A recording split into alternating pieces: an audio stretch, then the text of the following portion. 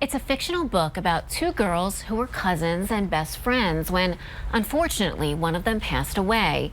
And although it's penned as fiction, it's rooted in truth from someone who lived that story. Tessa Shaffer of Liverpool, Perry County joins us for an author spotlight. Her book, Heaven Has No Regrets, is based on her story of family, friendship, and loss. Welcome into the spotlight today. I'm sure this is something that I bet after all these years is still really tough to talk about. You know it is. But tell me about the book and what inspired the book. Well, I started writing this book about 10 years ago when I was 18, after my best friend and cousin had passed away. And the day she left, I started writing letters to her in a peach notebook, and that journal had inspired the book. So then tell me, what is the essence of the book? What is the book about? Is it about your friendship? Or? It's based on the lives of myself and my best friend as we're both living and dying in Central PA.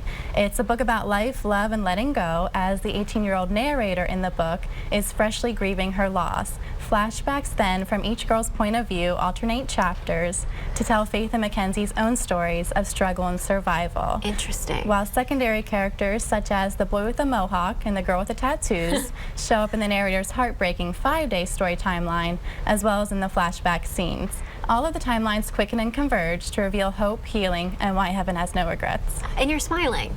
Yes. You're smiling. So this has been a positive process for you. It is. I'm excited to get the message out there. That's neat. And so I love how you said, you tell the story chapter by chapter, different perspectives, like your perspective, your cousin's. So you wrote for her in the book. Yes, from her point of view as well. But being that you were so close and so inseparable, best friends and cousins, that must have been pretty easy for you, actually. It was easy. It was hard to go through the emotions of it. Of course, of course. So tell me about the title of the book, Heaven Has No Regrets. What does that mean? Where did that come from? Well, no regrets is something we used to say to each other to bring us back to the present moment and to remind us that all the pieces in life, whether good or bad, had brought us to who we are today. And not only can we not go back and change those things, but that we shouldn't regret who we are because of them.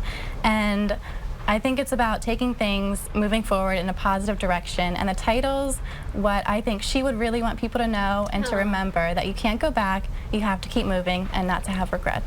And now, we are talking about your cousin. Even though it's a work of fiction, it is based on that true story. What do you think the percentage here of fiction versus, real life is? I would say about 10 to 15% of the book is fiction. The names have been changed, and the story's been modernized a bit to bring it more current and relatable to today. But other than that, I actually think the biggest part of fiction in the book are the things that I've omitted from the story.